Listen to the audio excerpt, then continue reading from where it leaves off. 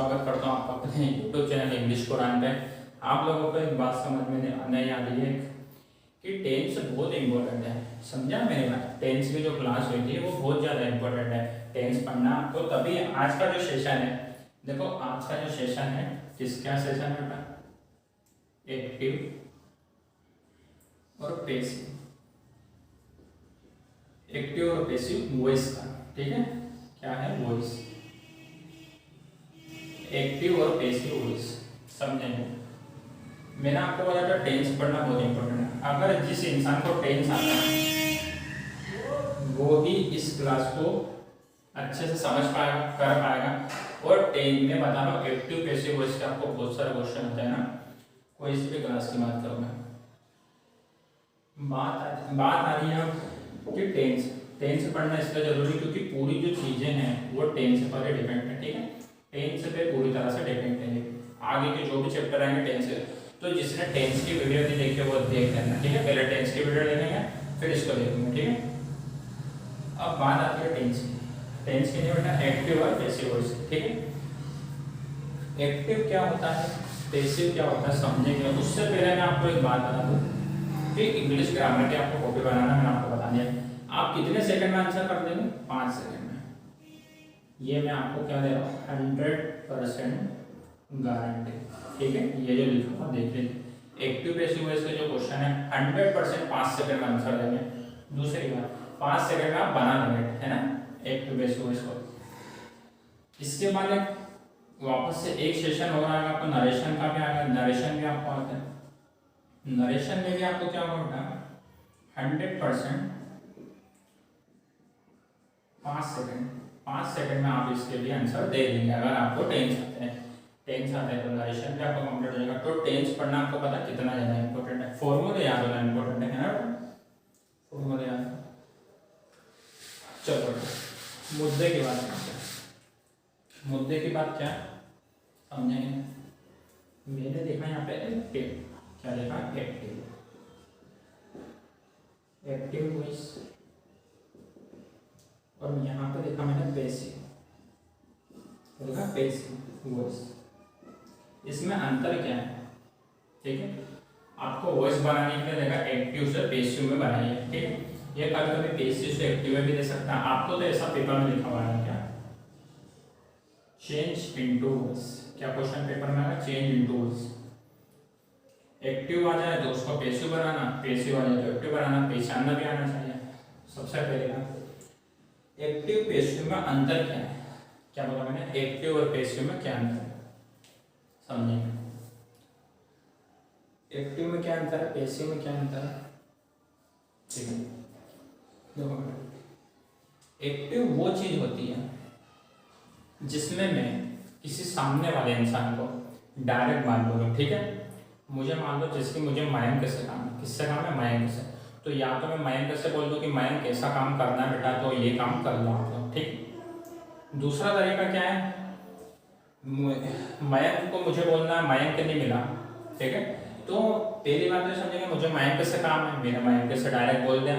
तो जो मयंक से मैंने डायरेक्ट बोला वो जो काम हुआ उसको बोलते हैं एक्टिव, क्योंकि ये मैंने डायरेक्ट मयंक से बात की। दूसरी बात, अब मुझे मयंक से काम है, पता चला मयंक मेरे को मिले ही नहीं, कहीं चले जा भैया, घूमने फिरने चले जा। तो मैंने क्या करा? मयंक नहीं मिला मुझे, तो मैंने मयंक का कोई दोस्त था, मान लो मयंक का दोस्त कौन है? प्रिंस। तो मैंने प्रिंस को बोला, है ना, क्या बोला मैंने? प्रिंस को। मैंने प्रिंस को बोला कि प्रिंस ऐसा काम है, मयंक से बोल देना आप लोग जाके, है ना, आप जाके मयंक से बोल देना कि सर ने ऐसा काम करने का बोला। तो ये जो काम हो गया वो कैसा हो गया? किसी के द्वारा किया हुआ। तो किसी के द्वारा किया हुआ कार्य क्या होता है? Passive voice. ठीक है, इसमें अंतर समझेंगे। अंतर समझ में आया? अगर मैं किसी से कोई बात डायरेक्ट बोल दूं, कैसे बोल दूं बेटा? अगर मैं किसी से कोई बात डायरेक्ट बोल दूं तो वो चीज हो जाती है एक्टिव वॉइस। ठीक है, अगर मैं किसी से कोई बात कैसे बोल दूं? इनडायरेक्ट। कैसे बोल दूं? इनडायरेक्ट बोल दूं तो वो चीज क्या हो जाती है? पैसिव। इनडायरेक्ट मतलब किसी के वही काम करना पर किसी के जरिए से, किसी की सहायता से, है ना। ठीक है, आगे बात समझ में। एक्टिव वॉइस और पैसिव वॉइस आपको समझ में आया कि क्या होता है? एक्टिव में क्या अंतर है? डायरेक्ट काम होता है, इसमें इनडायरेक्ट होता है। आपकी क्लास में, या मैं आपके क्वेश्चन पेपर की बात करूँ, क्वेश्चन पेपर की मैं आपको बात करता हूँ, आपको 100% क्वेश्चन जो आएगा, ठीक है, क्या बोल रहा हूँ मैं, 100% जो आपको क्वेश्चन आएगा, ठीक है, 100% जो क्वेश्चन आएगा वो क्या आएगा, एक्टिव से पेसिव में बदलने का है। किसका आएगा, 100% जो क्वेश्चन आएगा वो एक्टिव से पेसिव बदलने के जाएगा। कभी भी पेसिव से एक्टिव से नहीं पूछेगा, ठीक है, पेसिव का एक्टिव कभी नहीं पूछेगा, हमेशा क्या पूछेगा, एक्टिव वॉइस से क्या बनाएंगे, पेसिव वॉइस बनाएंगे, ठीक है, एक्टिव वॉइस से क्या बनाएंगे, पेसिव वॉइस बनाएंगे, हमेशा 100% लिख के ले लीजिए, कोई सी भी क्लास की बात हो, ठीक है। कॉम्पिटिटिव एग्जाम की बात करूँ मैं, एक्टिव से पेसिव बनाने के लिए हमेशा आता है, कंफ्यूज नहीं होंगे।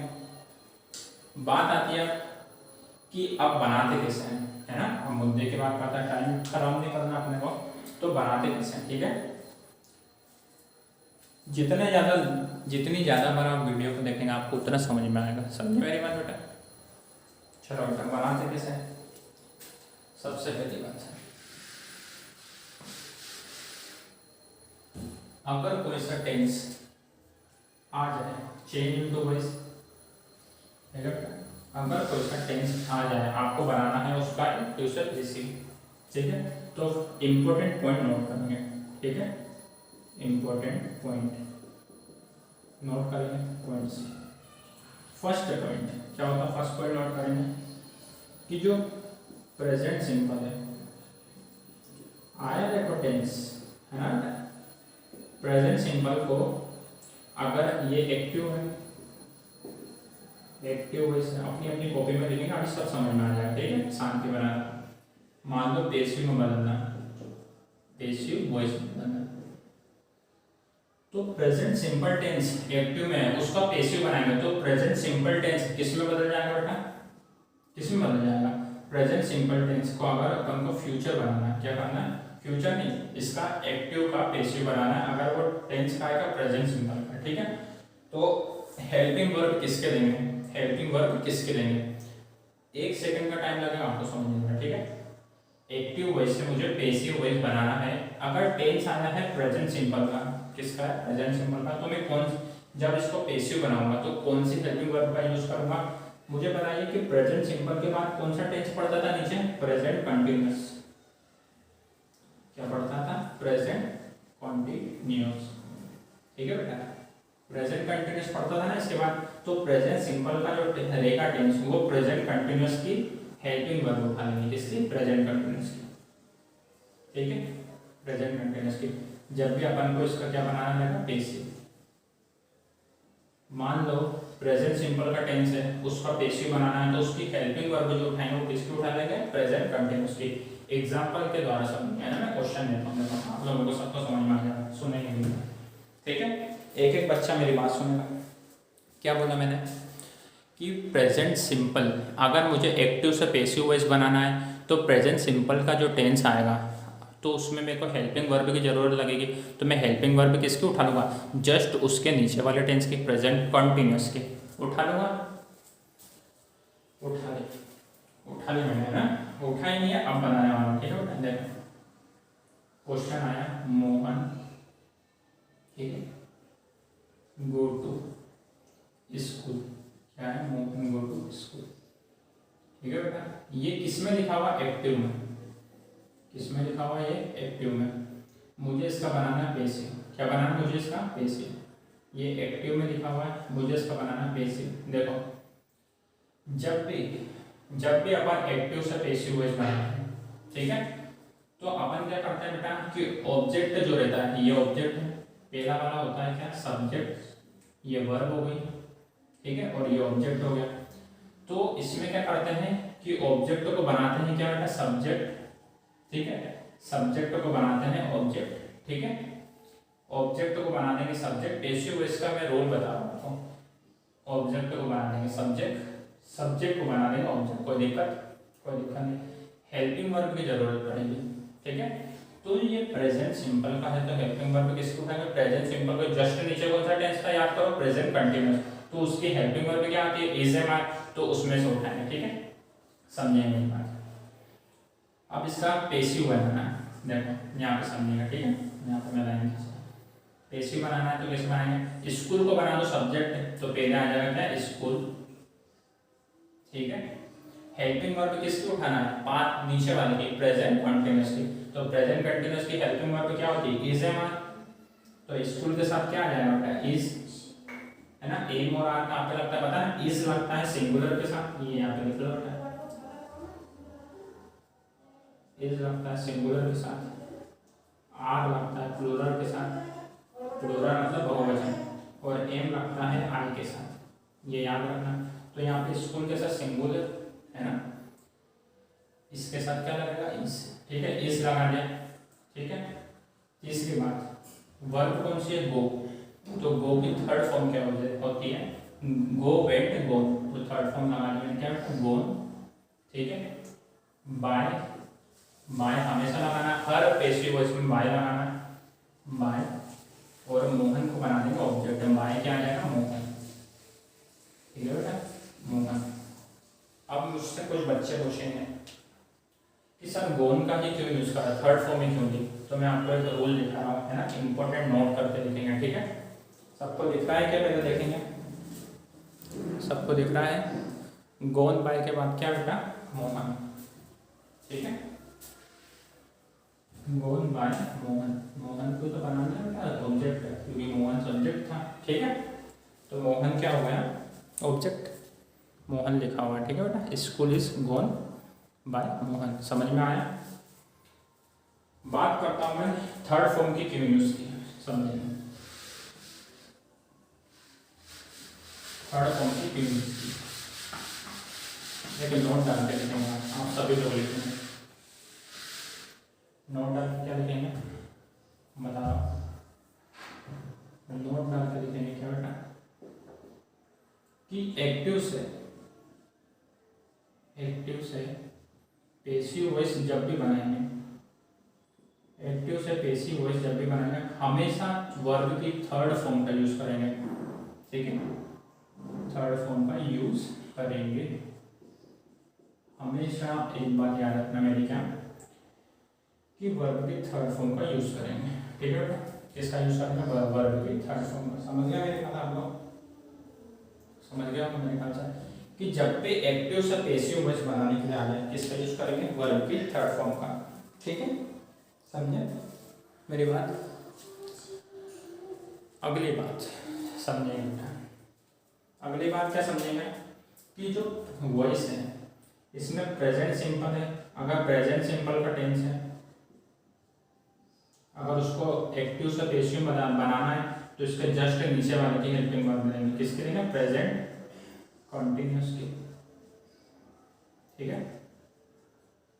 मान लो पास्ट सिंपल का टेंस है, आपको पहचानना आना चाहिए, मैंने टेंस के फॉर्मूला आपको इसीलिए लिखा है, तो पास्ट सिंपल मतलब क्या होता है बेटा, पास्ट सिंपल है तो उसमें जब एक्टिव से पेसिव बनाएंगे तो किसकी, इसके बाद में क्या कौन सा आता है टेंस, पास्ट कंटिन्यूअस की हेल्पिंग वर्ब लेंगे,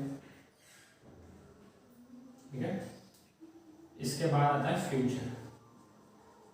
फ्यूचर सिंपल में आ गया, तो इसके बाद वाला कौन सा था, फ्यूचर